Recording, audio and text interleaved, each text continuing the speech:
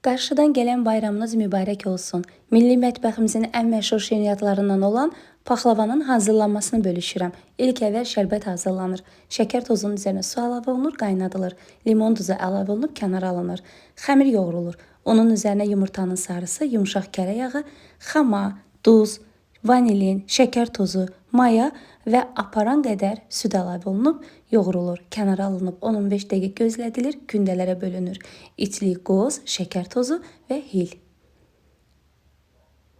Bişirəcəyimiz qabın alt hissəsini yaxşı-yaxşı kərə yağı ilə yağlanır, yayılan xəmirlər yerləşdirilir və qozlu içlik əlavə olunur. Üzərindən isə ərinmiş kərə yağı. Bu qayda ilə paxlavanı yığırıq. Sizlər isə bu videoya baxa-baxa yaddaş alın, yaxınlarınızla bölüşün və yorumlarınızı yazmağı unutmayın.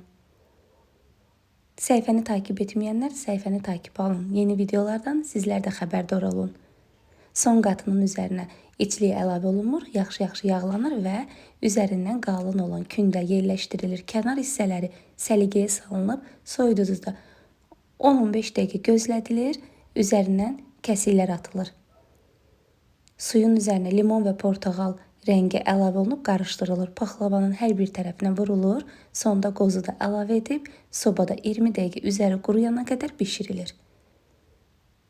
Sobadan götürülür, təkrar üzəri kəsilir, kərə yağı ilə hər bir tərəfi yağlanır, təkrar bişənə qədər sobada gözlədirik. Ən sonda bişəndə üzərinə şərbətli qlükoza qarışımı əlavə olunub sobada 4-5 dəqiqə təkrar gözlədilir, şərbətlə hər bir tərəfi şərbətlənir. Budur, artıq paxlavamız hazırdır. Süfrələriniz bol, ruzi bərəkətli olsun. Amin.